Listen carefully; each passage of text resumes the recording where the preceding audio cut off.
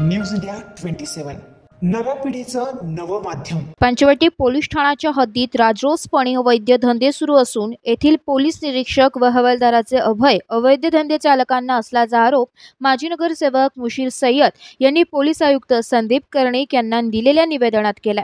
संबंधित पोलीस अधिकारी कर्मचारी यांच्यावर तात्काळ कारवाई करावी अशी मागणी देखील सय्यद मुशीर यांनी केली आहे। पंचवटी पोलीस ठाण्याचे निरीक्षकांकडे गुन्हे शाखा युनिट क्रमांक 1 च्या प्रभारी निरीक्षक पदाची सूत्र देण्यात आली आहे। आयुक्तालयात अन्य सक्षम पोलीस अधिकारी असताना सुद्धा युनिट 1 साठी स्वतंत्र पदभार अद्याप का दिला गेला नाही असा प्रश्न निवेदनात उपस्थित केला आहे।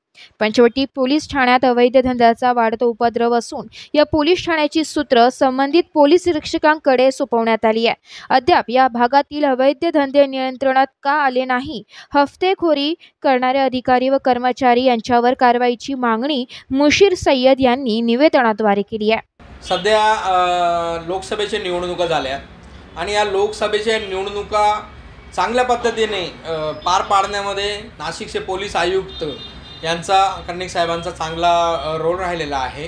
आणि कर्णिक साहेब ज्यापासून नाशिकमध्ये ते बदलून आले तेव्हापासून त्यांनी नाशिकची पोलिसिंग फार चांगल्या पद्धतीने सांभाळली, परंतु त्यांच्या चांगल्या कामकाजाला कुठेतरी गालबोट लागतो आहे आणि त्याचे कारण आहे मधुकर कड। सध्या पंचवटीमध्ये कार्यरत असलेले पोलीस निरीक्षक मधुकर कड हे नेहमी वादग्रस्त राहिलेले आहे आणि नाशिकमध्ये त्यांनी ATS, Bhadrakali police station, Nashik road police station, Panchavati police station, Ambad police station अनेक पोलीस स्टेशनमध्ये कार्यरत असताना त्यांच्यावर आरोप झालेले आहे। कारण त्यांचा दृष्टिकोन फक्त अवैध धंद्यातून पैसे कमवणं, तोड्या करणं अशा पद्धतीचा त्यांचा कार्यकाल राहिलेला आहे आणि नेहमी त्यांच्याबरोबर त्यांचा हस्तक त्यांच्या कलेक्टर शेखर फडतडे हा नेहमी त्यांच्याबरोबर पोलीस स्टेशनमध्ये कार्यरत असतो। सध्या पंचवटीमध्ये सुद्धा ही गोडजोडी एकत्र काम करीत आहे आणि शेखर फडतडे याचे 6 वर्ष सुमारे पंचवटी पोलीस स्टेशनमध्ये कंप्लीट झाले होते। त्यानंतर त्यांची भद्रकाली पोलीस स्टेशनमध्ये बदली झाली, त्यानंतर आडगावमध्ये त्यांची बदली झाली। परत कड साहेब यांची नेमणूक पंचवटी पोलीस स्टेशनला नाशिकमध्ये होताच असा कोणता प्रकार झाला की अशी कोणती गरज पडली की लगेच शेखर फडतडेची बदली पंचवटी पोलीस स्टेशनमध्ये करण्यात आली।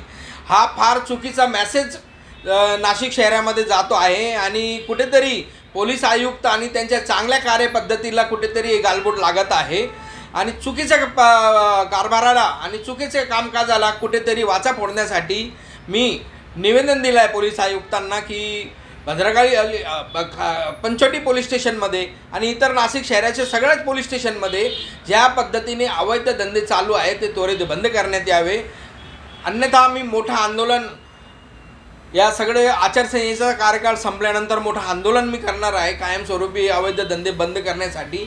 आणि मधुकर कडे जेव्हा नाशिकमध्ये कार्यरत असताना त्यांचा जो कल असतो नेहमी अवैध धंद्यातून कसे पैसे कमवायचे, अवैध धंदेवाल्यांना कसा जवळ करायचा, त्यांना वेळोवेळी त्यांना आर्थिक मदत करायची आणि पार्टनरशिप करायची, ज्या पद्धतीने त्यांच्यावर आरोप झालेले यापूर्वीसुद्धा ते अंबडमध्ये असताना तिथले DCPनी तिथे रेड केली आणि तिथे पर्दाफाश झाला की त्या ठिकाणी अवैध धंदे सुरू आहे।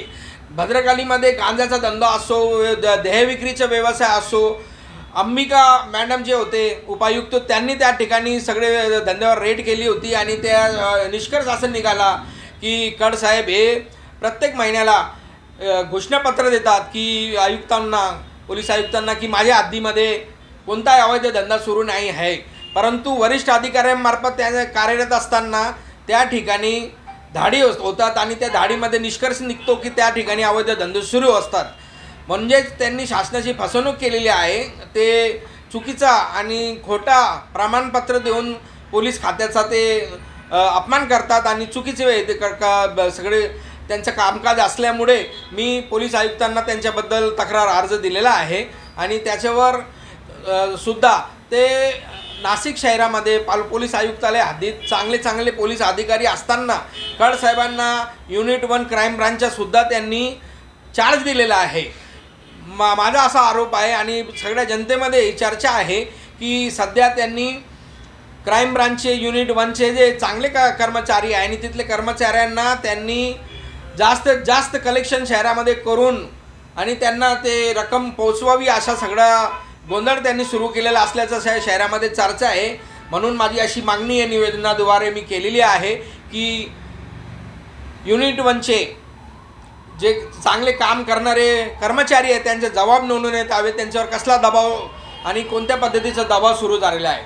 माझं म्हणणं हेच आहे की नाशिक शहरामध्ये ज्या पद्धतीने अवैध धंदे सुरू आहेत ते त्वरित बंद करण्यात यावे. पंचवटीमध्ये रोलेट, मटका आणि ते विषारी दारू भट्ट्या ज्या पद्धतीने वाघाडीमध्ये सुरू आहे त्याचा त्वरित बंदोबस्त पोलीस आयुक्तांनी करावा. आणि सर्वात भयंकर मुद्दा, एक घोडी नावाचा एक जुगार नवीन पद्धतीनं तो पासे फेकून तो एक जुगार खेळला जातो. तो ठाण्यामध्ये एक त्यांचा ओळखीचा ठाण्यामध्ये साहेब कडसाहेब ज्या वेळेस होते त्या ठिकाणी त्यांचा तो मित्र आहे बाबू नावाचा, त्याने घोडी नावाचा जुगार नाशिकमध्ये, पंचवटीमध्ये, वाघाडीमध्ये आणलेला आहे. आणि ही जुगार लाखो रुपयाची खेळली जाते. आणि या जुगारसाठी खेळण्यासाठी विशेष गुजरात आणि मुंबई आणि इतर शहरामधून जुगारी येत आहेत. म्हणजेच नाशिकला हा जुगाराचा आंतरराज्य अड्डा बनवण्याचा कडसाहेबांचा प्रयत्न आहे आणि ते त्यांनी सुरू केलेला आहे. याला कुठेतरी पोलीस आयुक्त आणि पोलीस प्रशासनाच्या वरिष्ठांनी आळा घातला पाहिजे आणि कायमस्वरूपी या ठिकाणीचे अवैध धंदे बंद करण्यात यावे. अन्यथा मी सगळ्या नाशिकच्या आयुक्तालय हद्दीतील अवैध धंदे बंद करण्यासाठी मोर्चा आणि जन आंदोलन सुरू करेल. जय हिंद, जय महाराष्ट्र. News India 27 Marathi, Nashik.